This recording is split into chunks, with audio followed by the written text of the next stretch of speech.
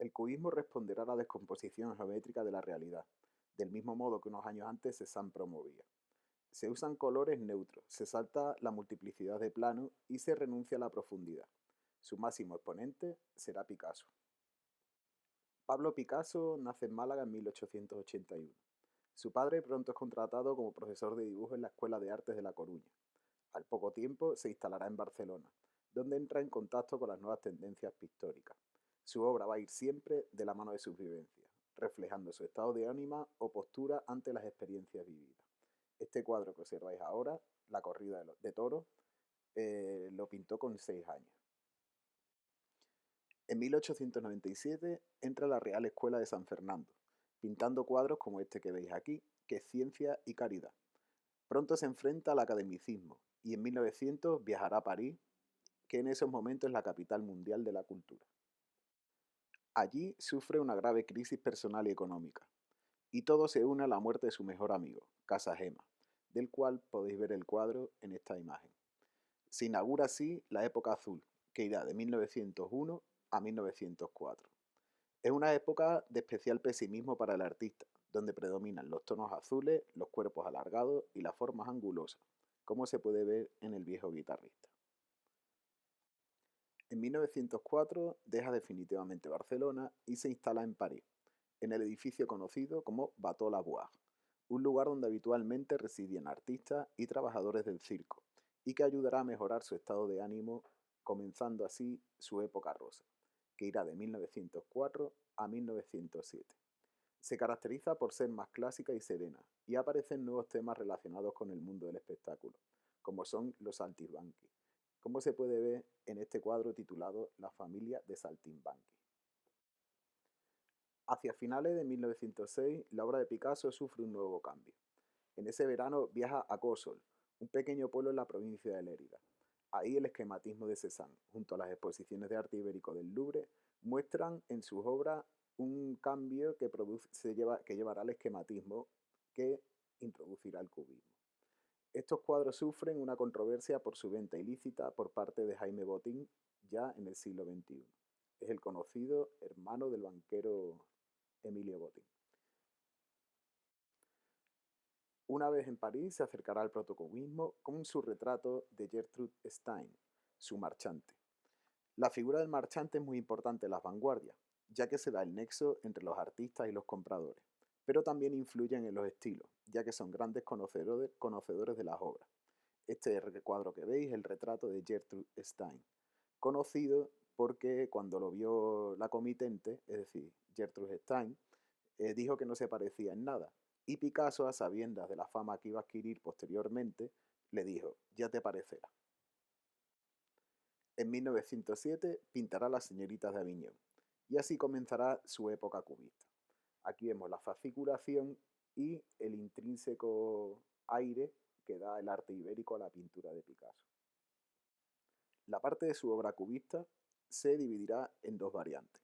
Por un lado, el cubismo analítico, como vemos aquí en el retrato de Ambroise Vollard, que va a ir de 1909 a 1911, en la que se descomponen los objetos y personajes en fragmentos geométricos, alejándose de la realidad y utilizando el observador para que agrupe intelectualmente esas figuras. En 1912 aparecerá el cubismo sintético, ante el temor de la abstracción que le conduce su cubismo analítico. Introducirá collage sintetizando el significado con la mezcla de ilusión y realidad, como se ve aquí en Naturaleza muerta con rejilla. Posteriormente, de 1914 a 1925, aparecerán las pinturas neoclásicas, como se ve en esta pieza titulada Mujeres en la playa. Supone un gran cambio estético por la llegada de la Primera Guerra Mundial. Su estilo vuelve a la figuración. Su obra se vuelve optimista por su relación sentimental con Olga, de la que nace su hijo Pablo. De 1925 a 1935 abrazará la influencia surrealista. En esta pieza, titulada Bañistas jugando a la pelota, se inicia un sistema de distorsión de la materia de la misma forma que la proponen los surrealistas. Con el estallido en 1936 de la Guerra Civil Española, se alinea claramente con el bando republicano. Pintará entonces el Guernica. Elige el bombardeo a manos de la Legión Cóndor alemana de esta ciudad vasca, interpretándolo con blancos y negros. De esta forma crea una atmósfera de tragedia donde los únicos brotes de esperanza son la flor y la luz. En su última etapa, que irá de 1945 a 1973, eh, y estudiará la constante búsqueda de nuevos caminos de expresión. Picasso comienza a interpretar a los clásicos. Los cambios que introduce trastocan las obras originales, pero manteniendo siempre una referencia al mismo.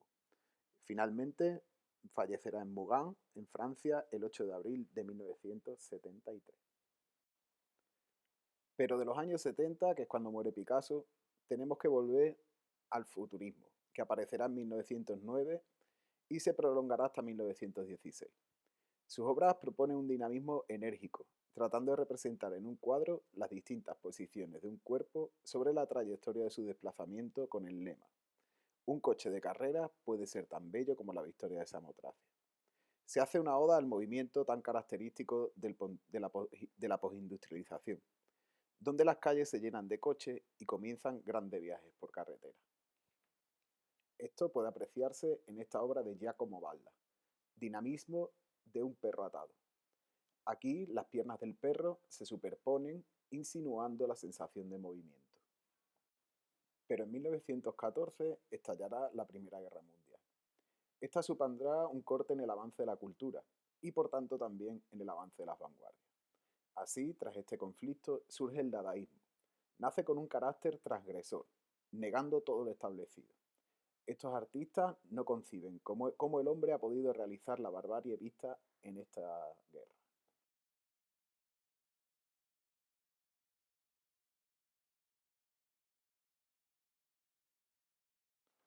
Todo saldrá de su contexto. Aparecen los ready-made, es decir, algo ya hecho, como se puede observar en esta obra de Marcel Duchamp, Rueda de bicicleta, que es del año 1903. Cuando se altera lo lógico, es decir, que la rueda esté en el suelo y que el taburete ofrezca un lugar para sentarte, se consigue primero la inutilidad del objeto y segundo, se muestra al azar la voluntad del artista.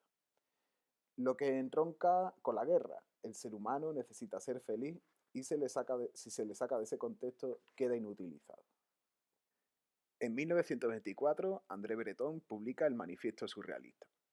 Aparecerá este movimiento que tratará de liberar al subconsciente, despreciando a la razón y la lógica, acercando todo al mundo de lo onírico, es decir, de los sueños. Habrá dos tendencias o vías dentro del surrealismo.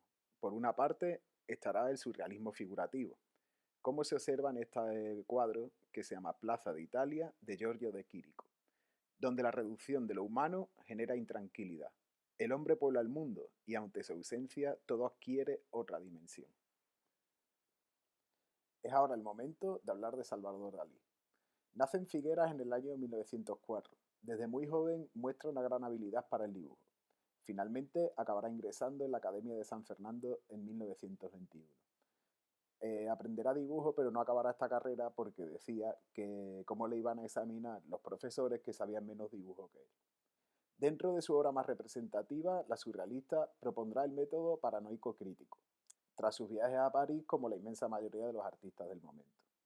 Este método consiste en asociar la interpretación de las obras, las cuales están entroncadas con el mundo de los sueños, mediante los conceptos blando, que significa paranoico y tiene relación con los sueños, y duro, que significa crítico y entronca con la realidad que hay en los sueños.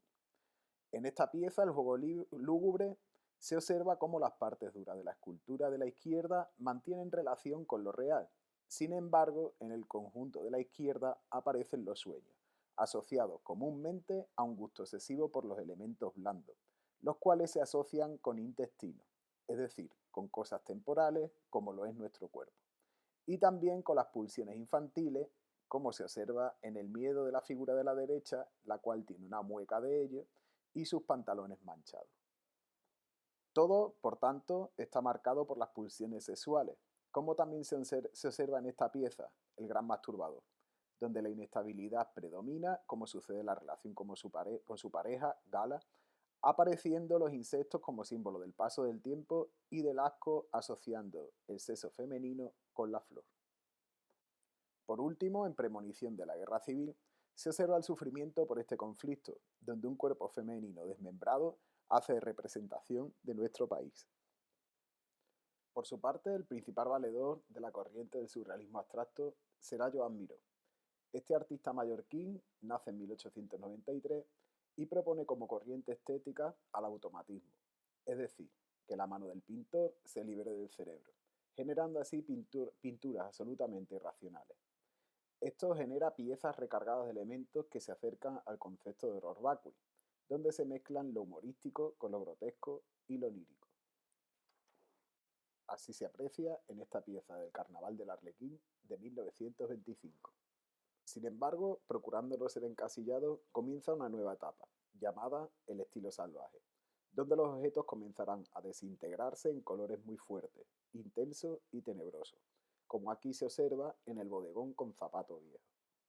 Tras esta época tan violenta, y con el fin de la guerra civil en España, el optimismo necesario para la subsistencia se plasmará en sus pinturas lentas. Aquí se tratará de usar colores primarios y reducir los símbolos hacia el primitivismo.